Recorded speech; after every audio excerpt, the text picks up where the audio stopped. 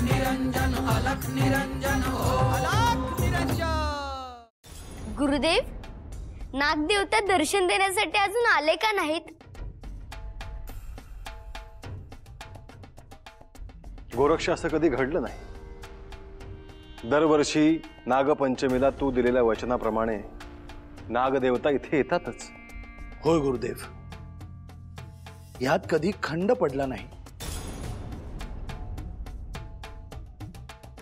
गोरक्ष, मला वाटतं तू गावाबाहेर जाऊन पाहावास। काही अघटित घडलं तर नाही ना, हे आपल्याला पाहावं लागेल। होय गुरुदेव, मला काही चांगले संकेत दिसत नाहीयेत। मी जाऊन येतो। गुरुवर, मीही सोबत येऊ का? होय चरपटी, तू देखील माझ्याबरोबर चल। तिथे काय घडतं आहे तू देखील पाहायला हवंस। त्यासाठीच तुला इथे आणलं आहे। त्या परिस्थितीत काय निर्णय घ्यावा हे देखील तू बघायला हवंस। चल। आदेश अलख निरंजन।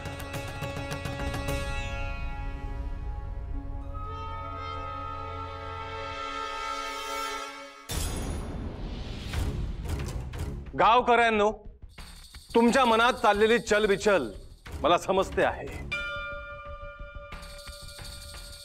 कधी काळी गोरक्षाच्या मुखातून दिलेलं वचन खोटं ठरतं की काय, अशी शंका जर तुमच्या मनात येत असेल तर ती काढून टाका। निश्चिंत राहा। तुमच्या गावी जन्मलेले गोरक्षनाथ हे केवळ साधनेने, तपश्चर्येने नाथ झाले नाहीत, तर महादेवांचं प्रतिरूप आहेत ते।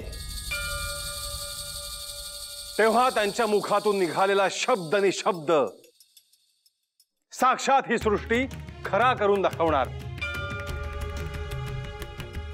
तुमच्या 32 शिराळा या गावामध्ये प्रत्येक नागपंचमीला नागलोगातून नाग येणार, सर्प येणार, आणि हे सत्य वचन आहे।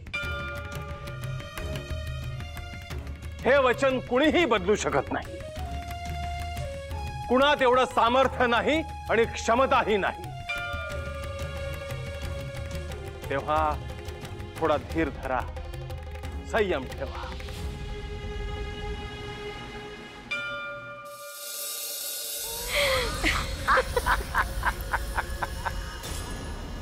जरांतक, हा तू खूप चांगला डाव टाकलायस।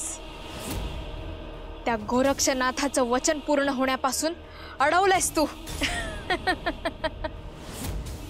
त्यांच्या अगदी वर्मावरच घाव घातलायस। आम्ही लोकांचं भलं करतो असं म्हणतात ना ते नाथ। आज जर वचन पूर्ण झालं नाही तर लोकांसमोर त्यांचा कसा अपमान होतो ते बघ। हे चांगलंच केलंयस तू, पण ह्यातून काही विपरीत तर घडणार नाही ना? घडो, काही घडो, मला त्याची भीती नाहीये। आज त्यांनाही कळेल आज जरांतक म्हणजे कोण आहे। आज ते चाल करून आले तरी त्यांच्या प्रत्येक वाराचं उत्तर द्यायला तयार आहे मी। तुझ्या अशा बोलण्याने मलाही धीर वाटतोय जरांतक। माझ्या अपमानाचा खऱ्या अर्थाने बदला घेतला जातोय असं वाटतंय मला। तुझा माझा अपमान म्हणजे कलीचा अपमान। त्यामुळे नाथांना त्याची शिक्षा भोगावीच लागेल। कलीच्या आणि आपल्या शक्तीपुढे नाथांचं काहीच चालणार नाही। पण हे साप आणखी काही वेळ इथे राहिले तर नाथांना सगळं काही कळेल। तोच तर माझा डाव आहे। म्हणून तर मी सापांना इथे माझ्या मंत्र सामर्थ्याने बंदी करून ठेवलंय। आता बघू नाथ लोकांना काय उत्तर देत आहेत ते। या नागांना सोडवायचं असेल तर नाथ स्वतःहून येतील इकडे। इथे येऊन माझ्या पायावर डोकं ठेवावंच लागेल।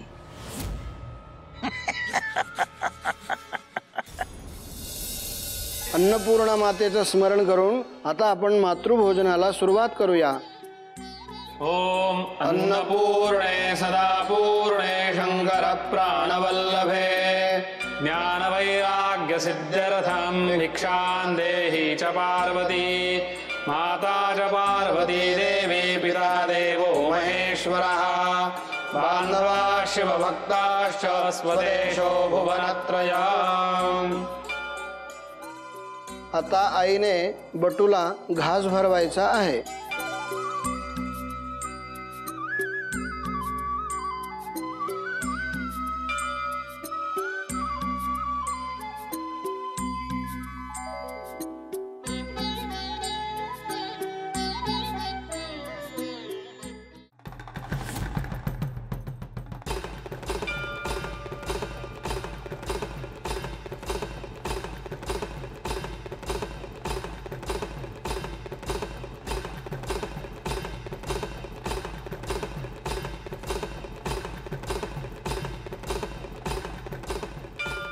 हे प्रभू, आपण दर्शन दिलं, मन प्रसन्न झालं।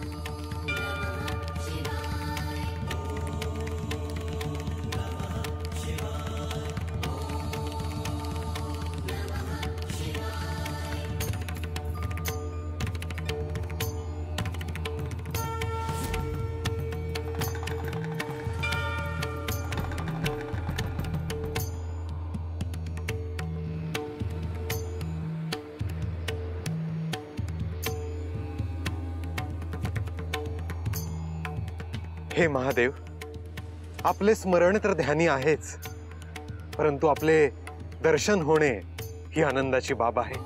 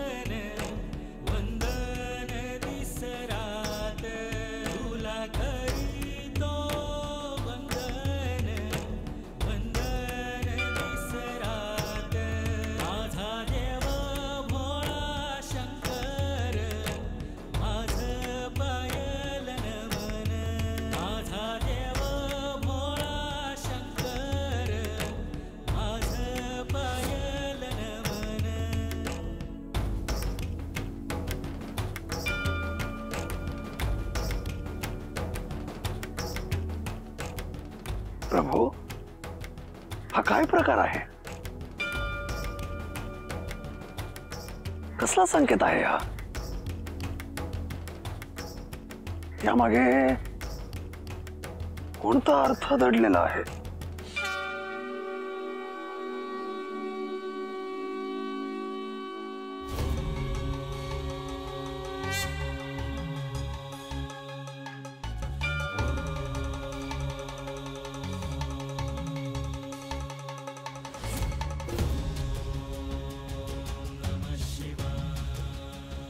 हे प्रभू, ही सारी आपलीच लीला आहे, परंतु त्यामागचा अर्थ उमगलेला नाही।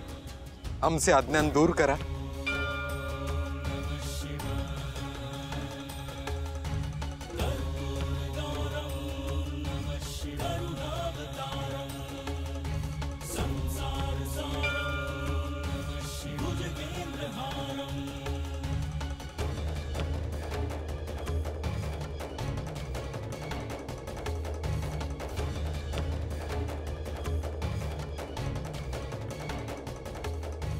गुरुदेव, आपण कानिफा, शुभम भवतु। गुरुदेव, आपल्याला पाहून आनंद झाला, परंतु आपण दोघे वेगवेगळ्या दिशांना गेलेलो असताना आपण इथे एकत्र कसे आलो? कानिफा, भ्रमण करत असताना मला वाटेत सगळीकडे शिवतत्व दिसत होते आणि तेच पाहत मी इथवर आलो. गुरुदेव, आपण म्हणताय तसंच पिंडीच्या स्वरूपात मला शिवतत्व दिसलं आणि ते पाहत पाहतच मी इथवर आलो. शिवतत्व कानिफा, शिवतत्व हे सगळ्यांना जोडणारं नातं आहे. गुरु शिष्य असो, आराध्य भक्त असो अथवा इतर कुठलंही नातं असो, ते सगळ्यांना एकमेकांशी जोडतच. गुरुदेव, परंतु हे असं सर्वत्र शिवतत्व दिसण्यामागे काहीतरी कारण नक्कीच असेल ना? होय कानिफ, त्याला नक्कीच नक्कीच काहीतरी अर्थ आहे.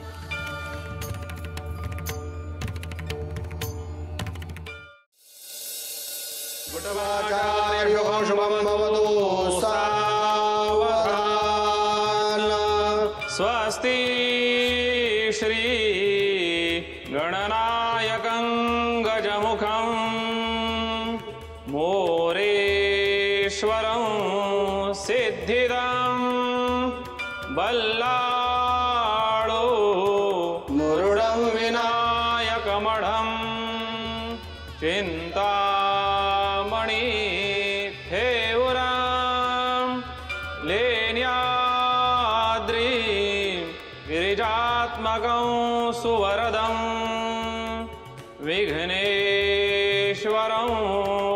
ओधरं ग्रामोराञ्जनसंस्थितो गणपति कुर्यात् प्रोर्मङ्गलं वटवाचार्यशुभं भवतु. सावधान. तदेव लग्नं सुदिनं तदेव ताराबलं चन्द्रबलं तदेव विद्याबलं दैवबलं तदेव लक्ष्मीपदे देङ्ग्रियुगं स्मरामि. वटवाचार्यशुभं भवतु.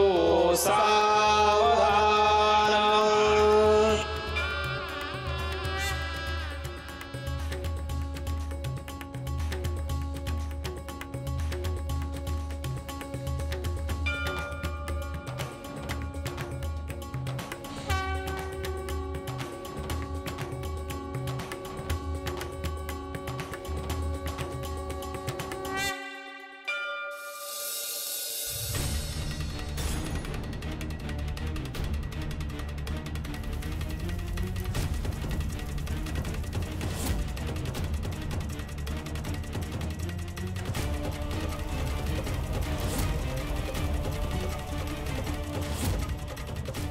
तुझीच वाट पाहत होतो मी गोरक्षनाथ.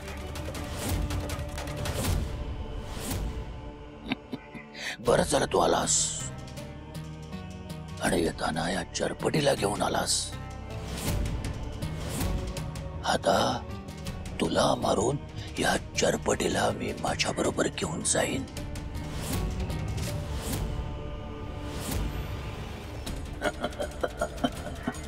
जरांतक, तुझं युद्ध आमच्याशी आहे. नागदेवतांना अडवून तू खूप मोठी चूक केली आहेस.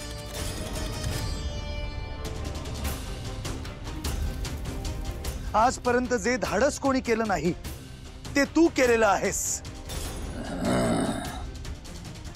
तुझी ह्या नागांवर विशेष माया आहे ना? आता आमच्या तावडीतून यांना सोडवून दाखव. माली, तू गुरुदेवांना आव्हान देतेस, हे ध्यानात असू दे. माली, याआधी तुला जी शिक्षा झाली होती त्यावरून तू काहीच धडा घेतलेला दिसत नाहीयेस. त्याचा सूड घेण्यासाठी तर या नागांना मी बंदी केलंय. गोरक्षनाथ, आज मला तुझ्याकडच्या सिद्धी पाहिजेत. हिम्मत असेल तर या नागांचे प्राण वाचून दाखव.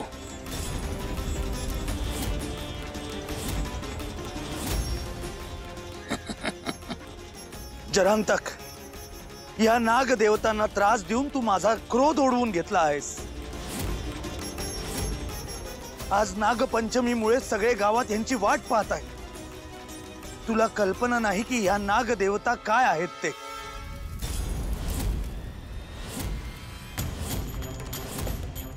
त्या नागदेवता काही असल्या तरी आज त्या माझ्या बंधनात आहेत.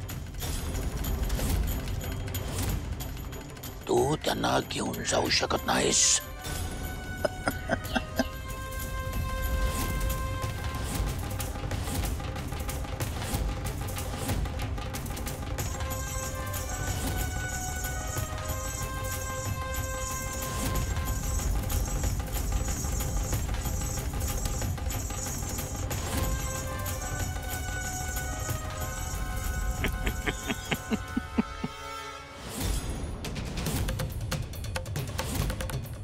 गोरक्षनाथ, तू सापांना सोडवायचं दूरच, पण ही रेष देखील ओलांडू शकणार नाहीस.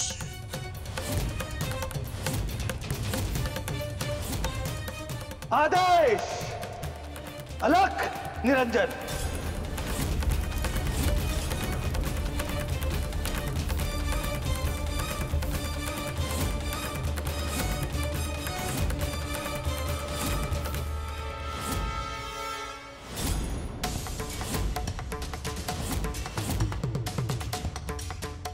जरांतक,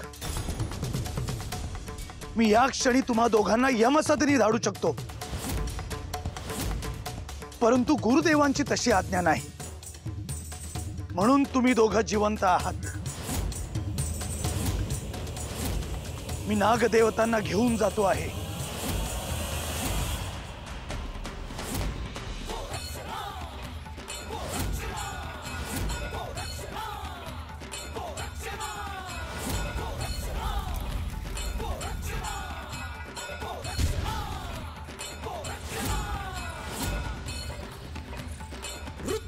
शिव शंभू भूपती महादेव तू दिव्य गती शरण तुला जो जाणील भक्ती कर विनाशासुरी शक्ती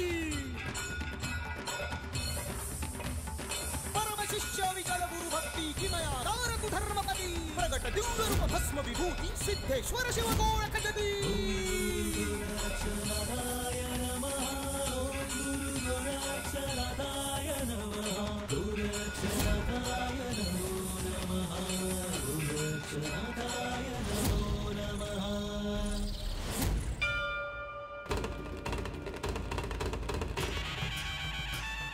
मी तुम्हाला म्हणालो होतो, हे पहा, गोरक्षनाथ येत आहेत. आणि केवळ गोरक्षनाथच नाही, तर त्यांच्या मागे नागदेवता सुद्धा येत आहेत.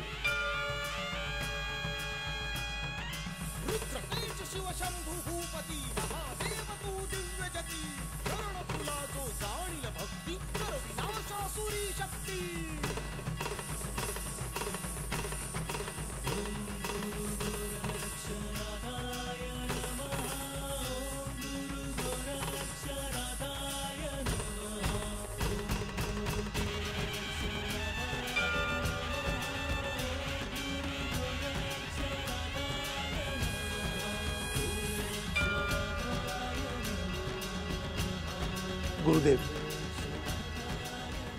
आपण विचार केला होता तसंच घडलं. माझं वचन पूर्ण होऊ नये म्हणून त्या जरांतकने गावात येणाऱ्या नागदेवतांना अडवून ठेवलं होतं. गुरुश्री गोरक्षनाथांनी जरांतकला शिक्षा केली आणि नागदेवतांना मुक्त केलं. गोरक्ष, कुठल्याही दुष्ट शक्तीने कितीही प्रयत्न केले तरी तू दिलेलं वचन हे अबाधित राहील. प्रत्येक नागपंचमीला 32 शिराळ्या गावामध्ये नागदेवता येतील आणि त्यांचं पूजन केलं जाईल. आणि ही परंपरा अखंडितपणे पुढे सुरू राहील. तुमच्या गावात हे नागदेवता तुम्हाला आशीर्वाद देण्यासाठी येतात. त्यांना कोणीही त्रास देऊ नका, इथे येण्यापासून अडवू नका. भविष्यात या भूमीवर येणाऱ्या सर्पांना जो कोणी अडवेल त्यावर माझी अवकृपा होईल.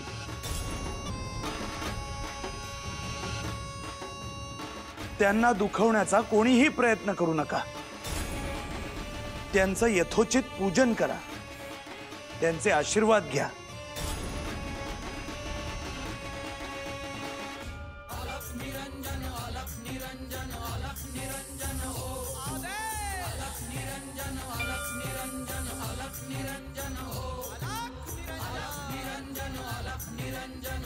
निरंजन